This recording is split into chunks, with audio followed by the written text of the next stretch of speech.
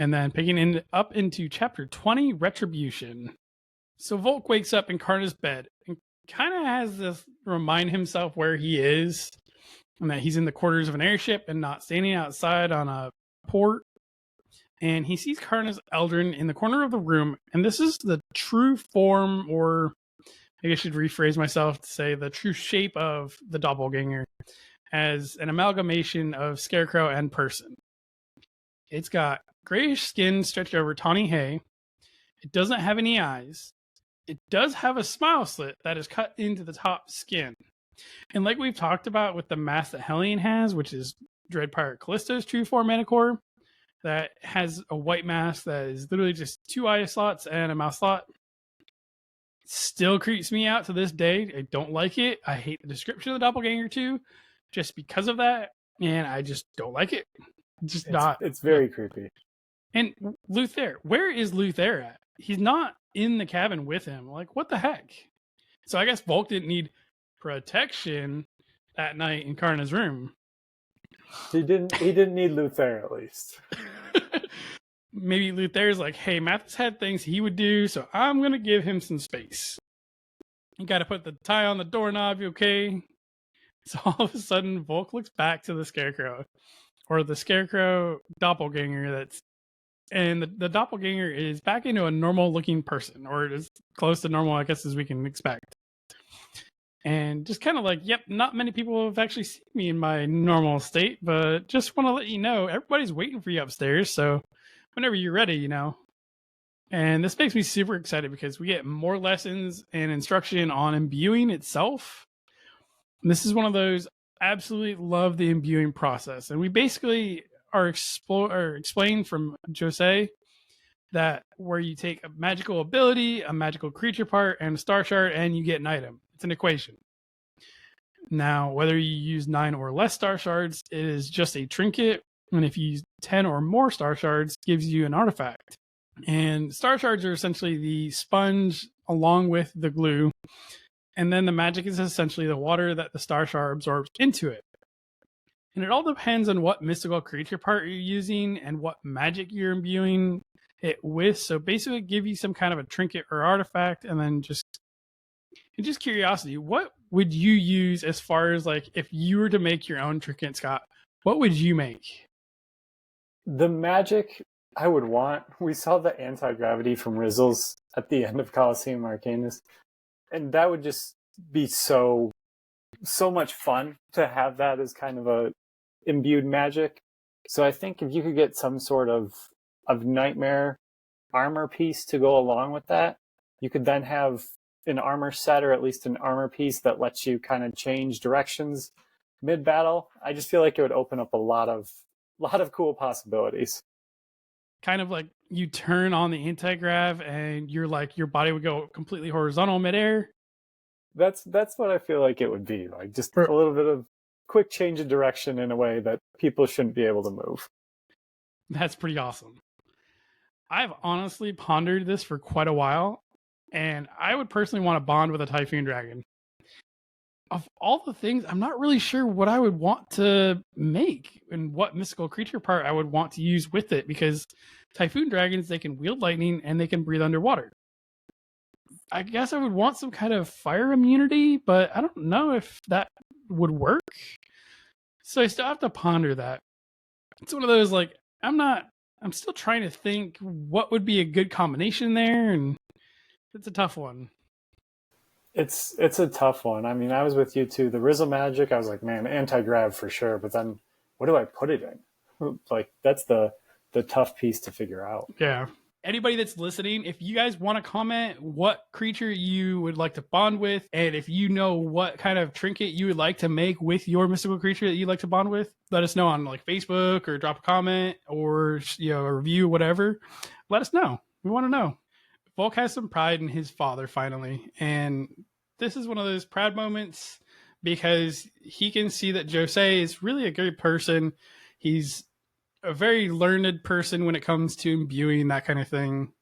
Joze has a relic keeper parchment that can essentially identify a mystical trinket. So Volk asks him about these black bones that he has, and Joze puts it on there and tries it, and Parchment doesn't bring anything up, doesn't say anything, and Joze is basically saying that relic keepers can only identify magics that are the same tier or lower tiered than themselves. So we know that relic keepers are tier 3 mystical creature. So the fact that this bone is not being recognized by this parchment, we automatically know that it's above a tier 3. We also know that Thiessen couldn't identify the world serpent scale. He knows it was something extremely powerful. He doesn't know what it was. He doesn't know what the base material was. So makes you wonder, what are these bones? Since he cannot feel the magic from them, like Volk does, it's that kind of like, what are these?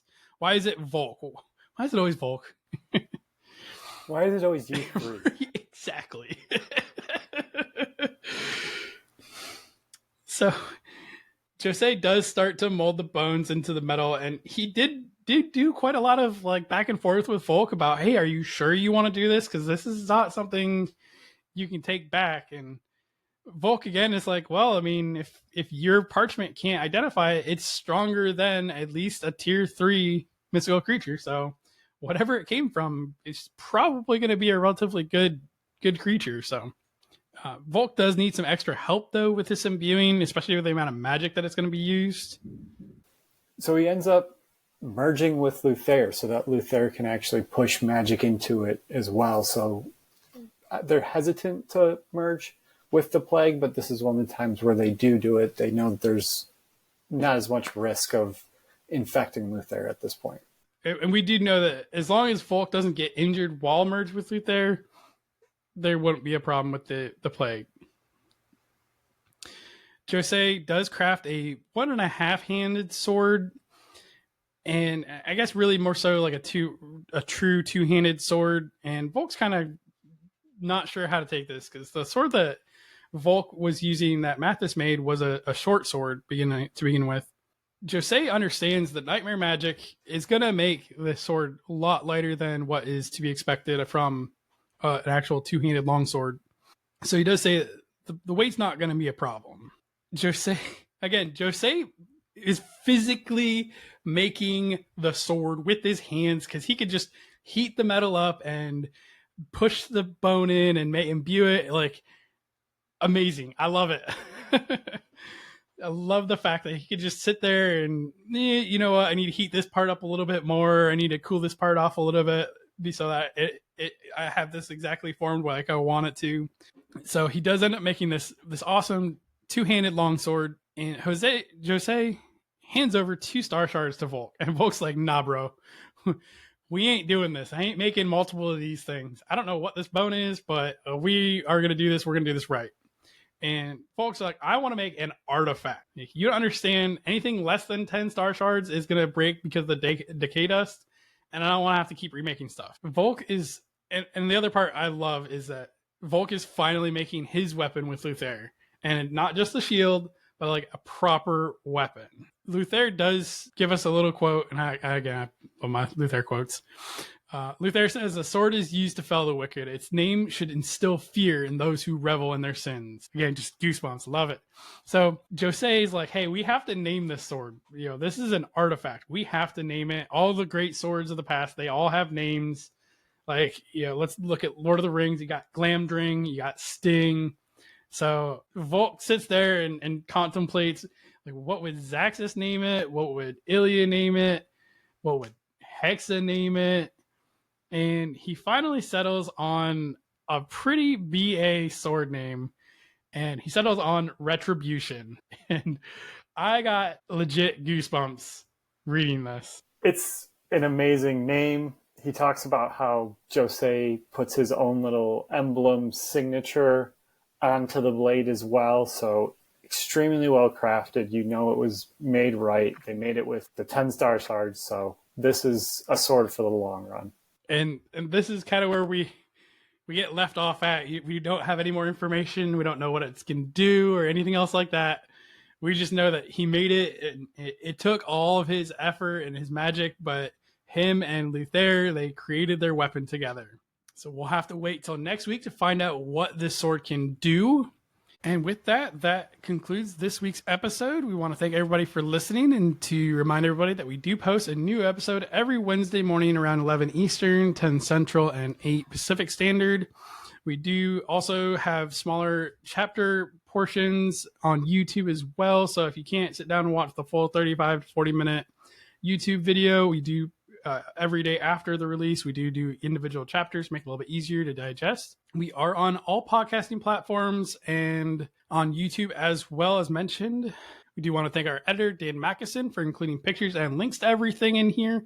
He does quite a lot of work for us, and we do really appreciate what he does for us. If you want to reach out, you can send us an email at frithguildpod@gmail.com or on Facebook or pretty much any other social media platform. You can look us up at Frith Guild Podcast. And we do want to thank Frith Chronicles Wiki, as it is an amazing resource. We use it quite a lot when we're looking at our bestiary section. Just want to mention that a link to everything is down in the description section below for both podcasts and YouTube. Thanks all for listening. It's like going from Ocarina of Time to Majora's Mask. You got your main storyline, and then you got your side quest